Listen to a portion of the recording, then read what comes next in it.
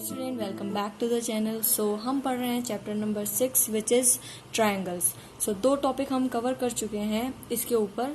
पहला टॉपिक था हमारा सिमिलैरिटी ऑफ ट्रायंगल, हम कैसे प्रूव करते हैं, और दूसरा था हमारा theorem number 6.1 which is BPT. So मैंने वो दोनों पे वीडियो बनाई है, मैं आपको लिंक डिस्क्रिप्शन में दे दूंगी उस चीज़ का, आप उनको देखिए। इससे पहले आपको वहाँ पे भी अच्छे से समझ में आएगा। और ये हमारी है थ्योरम नंबर 6.2। तो इस वीडियो में हम इसको पढ़ेंगे। तो इसको हम कहते हैं converse of BPT. So BPT हमारी क्या होती है? Basic proportionality theorem. अब ये हमारी है कन्वर्स ऑफ बीपीटी। अब इसे कन्वर्स क्यों कहते हैं, चलिए स्टार्ट करते हैं, फिर आपको समझ आएगा कि इसको कन्वर्स हम क्यों कहते हैं।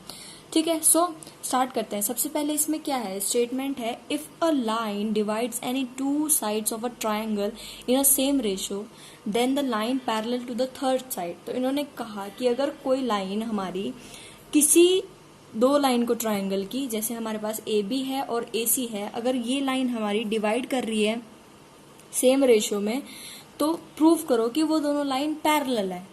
इसमें तो ये प्रूफ करना है कि हमें लाइन पैरेलल है।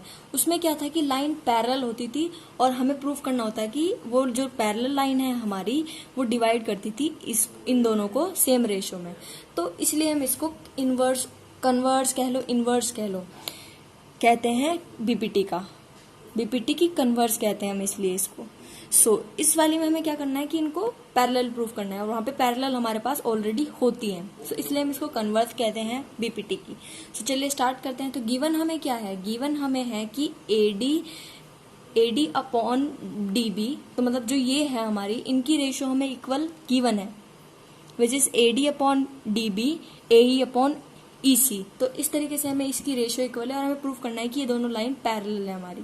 ठीक है, सो चलिए सबसे पहले हमें करना है proof D is parallel to BC, D is parallel to BC हमें करना है। सो सबसे पहले हमें एक कंस्ट्रक्शन करना पड़ेगा। यहाँ पे हम क्या करेंगे, हम मान लेते हैं, सबसे पहले हम क्या करते हैं कि हम मान लेते हैं कि कोई लाइन है हमारी which is D E dash. तो कोई पॉइंट है यहाँ पे E डैश, तो हम मान लेते हैं कि जो ये हमारी लाइन है D E डैश, कंस्ट्रक्शन में हम क्या मान लें कि हमने लाइन है जो ड्रॉ करी है जो इसके पैरेलल है हमारी।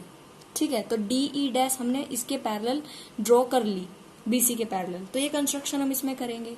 मैं स्टेप वाइज आपको समझा रही हूँ ताकि एक एक चीज आपको समझ में आए। तो ये हमारा ई डैश कोई पॉइंट है और ये डी ई डैश कोई लाइन है जो कि हमने पैरेलल बनाई है बीसी के, जबकि प्रूफ हमें इसको करना है। तो कैसे प्रूफ करेंगे, सो वो देखते हैं अब। सो प्रूफ करना है हमें। सो सबसे पहले हमने माना क्या है यहाँ पे, D E dash parallel to BC. D E dash को मैंने पैरेलल माना है बीसी के।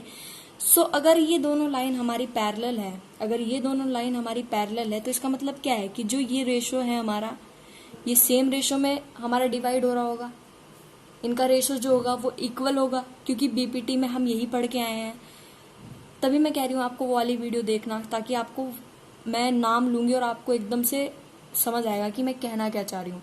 सो ये जो हमारा है ये डिवाइड कर रहा होगा इनको सेम रेशियो में। तो हम लिखेंगे, अब हम बार बार नहीं रिपीट करेंगे उस चीज को, हम लिखेंगे by theorem 6.1 which is BPT. So AD upon D B is equals to A E dash upon E dash C. तो मतलब A E dash upon E dash C हमारा जो ये रेशियो है इस लाइन का और इस लाइन का, वो इक्वल है, क्योंकि हमने कहा कि ये इसके पैरेलल है तो रेशियो इक्वल है हमारा। ये बीपीटी में था हमारा। अब हमने कह दिया इक्वेशन 1 है हमारी। अब हमें गिवन क्या था, गिवन था हमारा AD upon D B is equals to A upon E C. ये तो मैं क्वेश्चन में दे ही रखा था। अब आप देख पा रहे हैं कि मैंने इक्वेशन 1 दे दिया और यहाँ पे मैंने इक्वेशन 2 कह दिया इसको।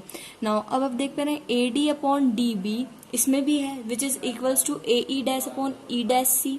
और यहाँ पे आप देख पा रहे हैं यहाँ पे क्या है, AD upon D B is equals to A upon E C. तो इस तरीके से इक्वल है। अब आप देख पा रहे हैं कि यहाँ का जो हमारी LHS है, लेफ्ट हैंड साइड है, वो दोनों में सेम है। तो अगर ये इसके इक्वल है, ये इसके इक्वल है, तो ये दोनों भी तो इक्वल होंगे।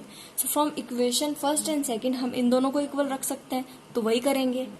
सो क्या है, from equation first and second हमने क्या किया, उन दोनों को इक्वल रख दिया, जैसे मैंने आपको बताया A E dash upon E dash C is equal to A upon E सी।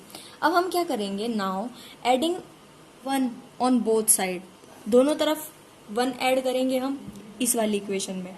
इस वाली इक्वेशन में हम 1 ऐड क्यों कर रहे हैं आपको समझ में आएगा अभी।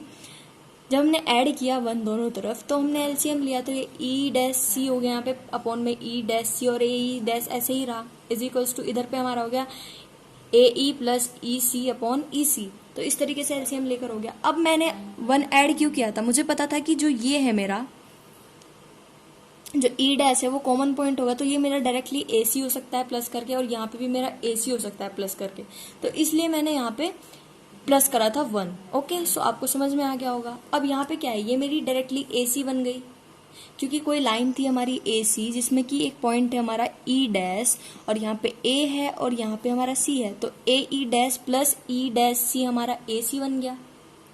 ठीक है, तो इसी तरीके से यहाँ पे भी ए सी बन गया और यहाँ पे भी ए सी हमारा बन गया, क्योंकि एक और पॉइंट था हमारा ई, तो A E upon E C, A E plus E C, ये भी हमारा ए सी बन गया। तो ए सी बन गया इधर, तो यहाँ पे ए सी से ए सी कैंसिल आउट हो जाएगा, और नीचे हमारा ई डैश सी और यहाँ पे ई सी है। तो यहाँ पे हमारा क्या बचा, यहाँ से हमारा क्या आ गया कि यहाँ पे हमारा ये दोनों इक्वल हो गए, which is E dash C is equals to E C. तो यहाँ पे ये इक्वल हो गए हमारे। इक्वल होने का क्या मतलब है, जो ये 2 पॉइंट थे हमारे, थे तो हमने अलग अलग माने थे, लेकिन इसका इक्वल होने का क्या मतलब है कि ये दोनों पॉइंट जो है हमारा एक ही पॉइंट है, ये दोनों पॉइंट हमारे कोइंसाइड कर रहे हैं, इक्वल है, दोनों की लेंथ ई डैश सी और ई सी हमारा दोनों इक्वल है, तो मतलब ये पॉइंट हमारा क्या है, कोइंसाइड कर रहा है, तो मतलब ये एक ही पॉइंट है, ये 2 पॉइंट नहीं है जो हमने माना था, जो माना था हमने अलग से पॉइंट, वो अलग नहीं है, वो एक ही पॉइंट है। ठीक है, ई और ई डैश हमारा एक ही पॉइंट हो गया। सो अब हम क्या लिखेंगे, thus E and E dash are coinciding point, D E dash parallel था हमारा बीसी के, तो अब हमारा क्या होगा, डी ई डैश पैरेलल हो जाएगा बीसी के। ये दोनों पॉइंट हमारे क्या हो गए, कोइंसाइड हो गए। यहाँ पे जो हमने माना था वो क्या हुआ कि ये दोनों पॉइंट हमारा एक ही पॉइंट है। ठीक है, तो मैंने मान लिया ई पे ही है ये पॉइंट। अब हमारा क्या था कि जब हमारा ये और ये रेशो हमारा इक्वल आ गया, तो ये चीज भी तो हमारी पैरेलल हो गई ना, मतलब ये लाइन पैरेलल हो गई अब हमारे इसके, हमने माना था कि ये पैरेलल है, पर ये क्या हो गया कि ये पॉइंट तो ये लाइन यही हो गई, तो मतलब ये लाइन इसके पैरेलल है, तो यही तो हमें प्रूफ करना था। तो DE parallel to BC, so DE parallel to BC हमने प्रूफ कर दिया। तो इस तरीके से हमने इनवर्स ऑफ बीपीटी का प्रूफ करा है यहाँ पे। अब इसके ऊपर हम क्वेश्चन देखेंगे अगली वाली वीडियो में। होप आपको ये समझ में आई होगी कि कन्वर्स ऑफ बीपीटी हमारी कैसे प्रूव करते हैं हम। So thank you so much for watching and subscribe to my channel. और हर चैप्टर की वीडियो मैंने चैनल पे अपलोड की है टॉपिक वाइज, आप वहाँ पे उन्हें भी देख सकते हैं।